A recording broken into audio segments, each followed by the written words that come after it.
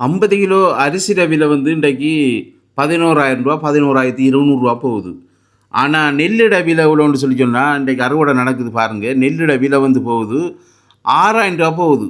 அதுலேயும் பச்சை காய்கள் ஒன்று ரெண்டு இருந்துன்னா அதில் 100-200 குறையும்.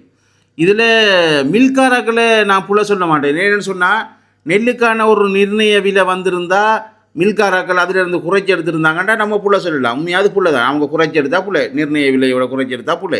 ஆனால் அவங்களுக்குன்ற ஒரு நிர்ணய விலை வரல, அவங்க அதால் அந்த விலைக்கு எடுக்காங்க.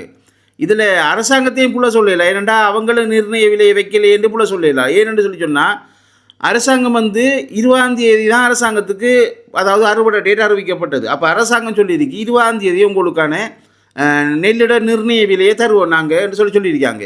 அது மட்டும் இல்லை, அரிசியிட விலையை நாங்கள் குறைக்க மாட்டோம், குறைச்சா நெல்லிட விலை குறைஞ்சிருக்கும், விவசாயிகள் வந்து பாதிக்கப்படுவாங்கன்னு சொல்லி அதால் அரிசியிட விலையும் குறைக்க மாட்டாங்கன்னு சொல்லி அரசாங்கம் சொல்லியிருக்கு. அரசாங்கத்துலேயும் இதில் புள்ள இல்லை, 2 பேர்லேயும் புள்ள இல்லைன்னு சொன்னால் இது யாரில் புள்ளன்னு நீங்கள் யோசிப்பீங்க. உண்மையாக இதுக்கு முழுக்க புள்ள வந்து இந்த திட்ட முகாமைத்துவ குழுவென்று சொல்லி ஒன்றைக்கு விவசாய அமைப்பு, அவங்க தான் உண்மையாக இதுக்கு முழு பொறுப்பும். அவங்களால தான் இந்த பிரச்சனையை வந்திருக்கு. என்னென்று சொல்லி சொன்னால் ஆரம்ப கூட்டத்தில் ஜிஏ எல்லாம் கூப்பிட்டு பெரிய ஒரு மீட்டிங் வைக்காங்க, அதில் முடிவெடுக்காங்க. என்னென்னு சொல்லி சொன்னால் அதாவது விதைப்பு டேட் வந்து 10ஆம் தேதின்னு சொல்லி முடிவெடுக்காங்க. அதே மாதிரி அறுவடை டேட் வந்து இந்த 20ஆம் தேதி என்று தான் முடிவெடுக்காங்க.